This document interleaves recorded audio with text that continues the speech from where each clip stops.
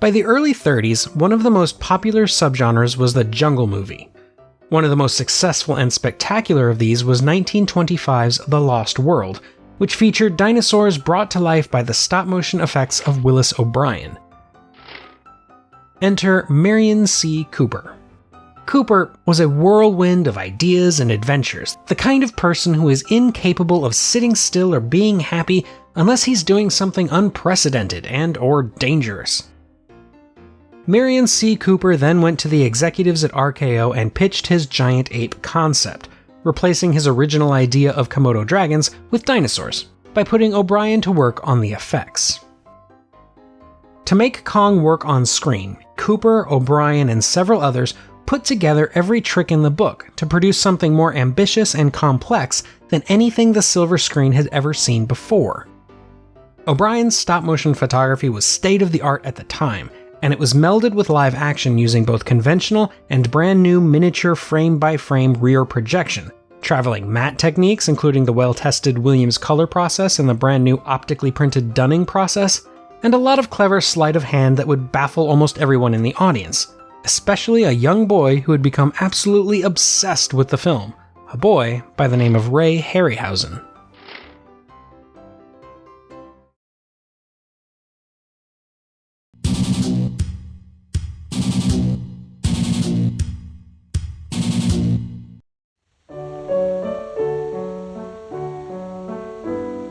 This tune is an especial favorite of Mr. Joseph Young. Well, Joe is my friend, and you leave him alone. Joe wouldn't hurt anybody. The Hollywood promoter Max O'Hara has gone to Africa in search of his newest sensation, and what he finds is bigger than his wildest dreams. An ape named Joe, raised by a human girl that can perform for audiences back in America.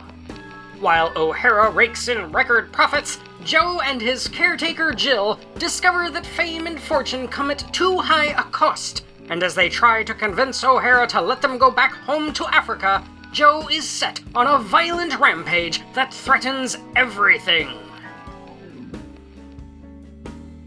After the blockbuster success of King Kong, RKO Studios naturally wanted a follow-up in the same mold. King Kong's primary creator, Merian C. Cooper, worked on Son of Kong and She for RKO, but both films failed to capture audiences, no doubt hindered by dramatically slashed budgets. Fed up with RKO, Cooper would leave the company to work with the likes of David O. Selznick and John Ford at their smaller companies. Meanwhile, RKO still wanted to try again, and as such, the special effects wizard behind King Kong, Willis O'Brien, was hard at work on a project called Valley of the Mists, a movie that follows the basic King Kong formula, but replaces the titular primate with a dinosaur named Guanji, which breaks loose during a show in the city and fights a bunch of escaped lions. At around this time, O'Brien first met a young, aspiring animator named Ray Harryhausen, who had been so enamored with King Kong that it pushed him into the stop-motion business with O'Brien as his personal hero.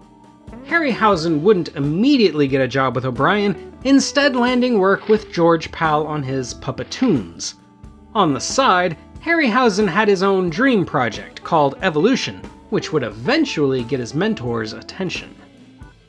Merian C. Cooper, though, wasn't done with the giant ape genre, and he, along with his frequent collaborator Ernest Schoedsack, had an idea for a kinder, gentler beast named Joe.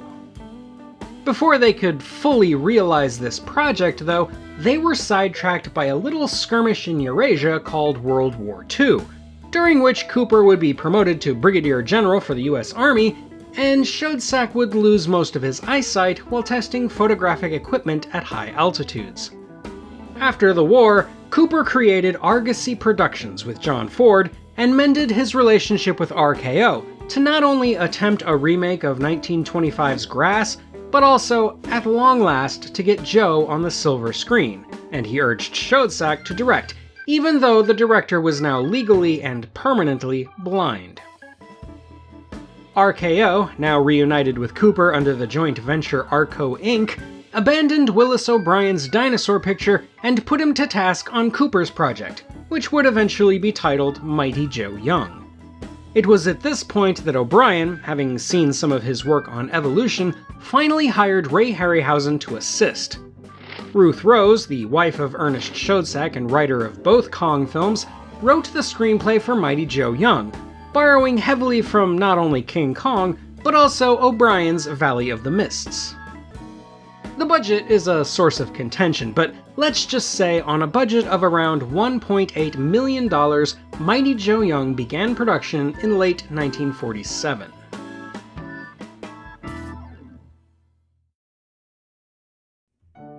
The female lead, the African born and raised Jill, who in early versions of the script was a wild woman in the vein of Tarzan, is played by Terry Moore, a 19-year-old actress who had gotten her start in 1940 when she was just 10.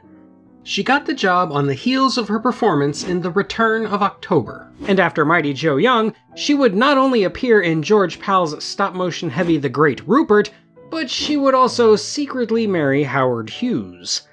That marriage was of dubious legality, though, and didn't stop either of them from marrying again in the years that followed.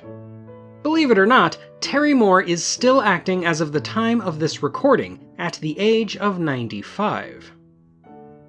Robert Armstrong, who plays Carl Denham in the Kong movies, returns as Max O'Hara, another stand-in for the larger-than-life Merian Cooper.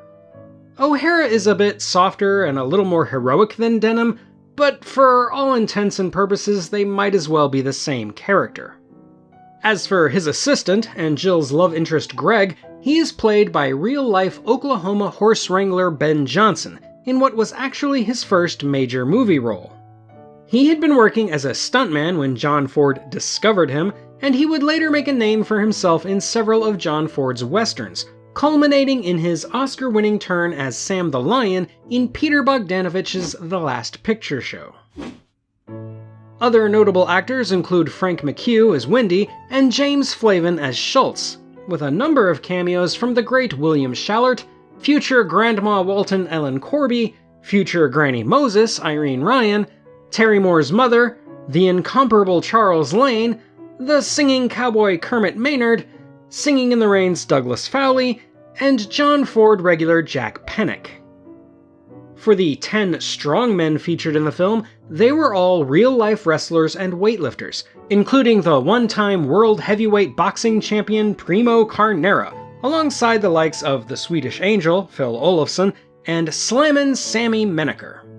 This guy is Ian Batchelor, aka Max the Iron Man, an undefeated arm wrestler who also happened to be a bartender working just down the street from where the movie was filmed in Culver City.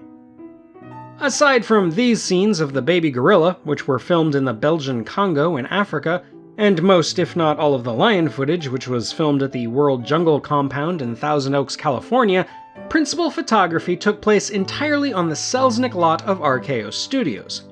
No animals were harmed during filming, but several stuntmen were, 2 from bad falls and 2 from some light lion mauling. Cooper, who was on set every day, was unhappy with the hired background performers, complaining that they were just, quote, cheap $25 extras, unquote. Thus, they were replaced by the very same actors, only now they were paid $250.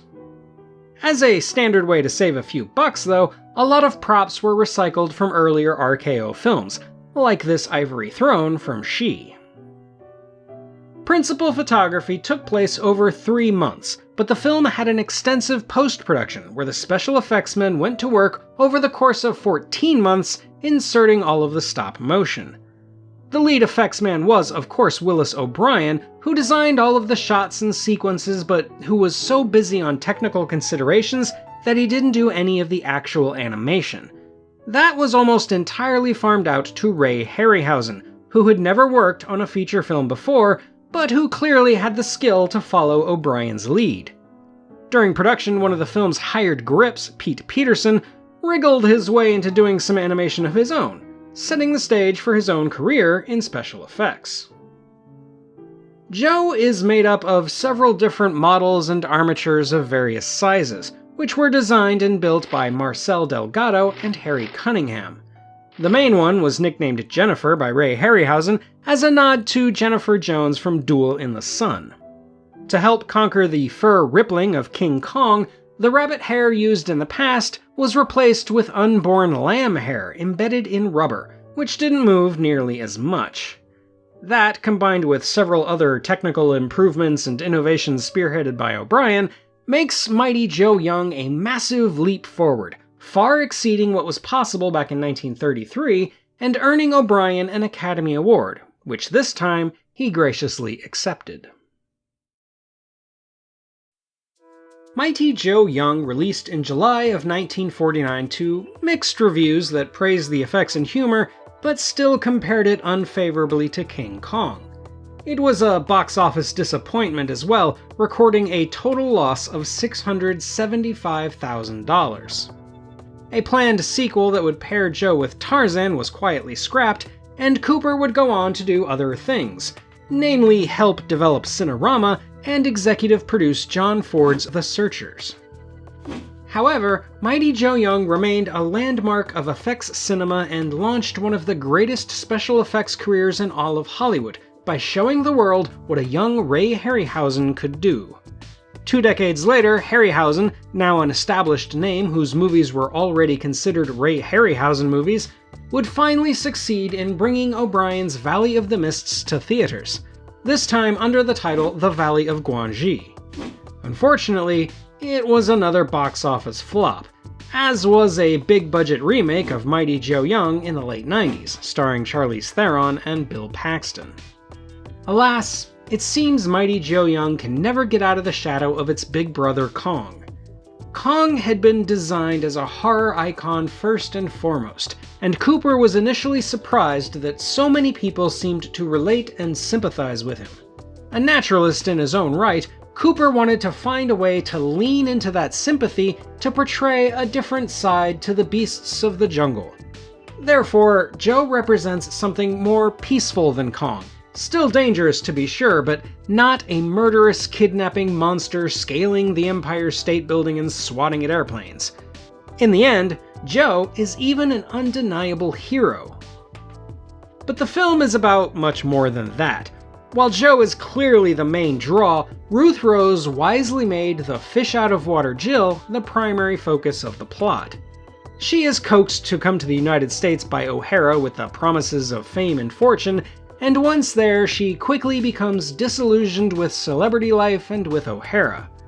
And while O'Hara, who does go through his own dynamic change into helping the good guys, isn't really the villain, the main villains of the story are obviously these 3 drunken dickheads, he is still a bit of a snake for the first half of the movie. He exploits Jill as clearly as he exploits Joe, and that's the real subtext here. Whether you want to look at it as the subjugation of the natural world, the destruction of innocence, or the self-serving treatment of women in the entertainment industry, there are multiple ways to read the story. It might not have the archetypal power of King Kong, but Mighty Joe Young does tell its own, more sophisticated version of that story, all in a way designed to make audiences laugh instead of tremble. As a narrative, though, it does lack cohesion.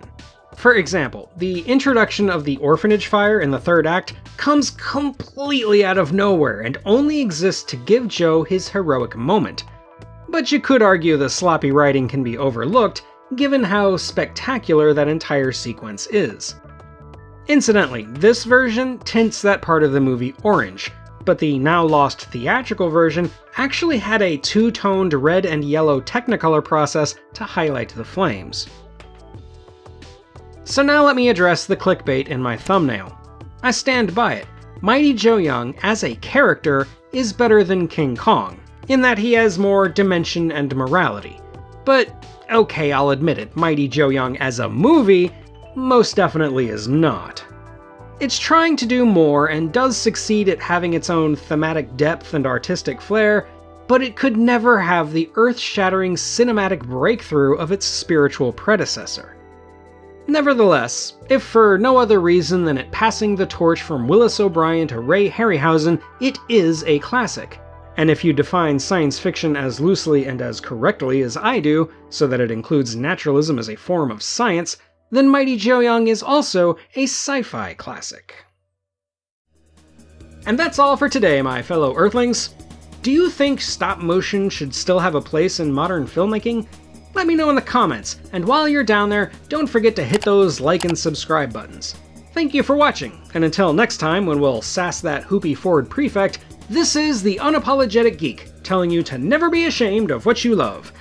As long as you're not hurting anybody.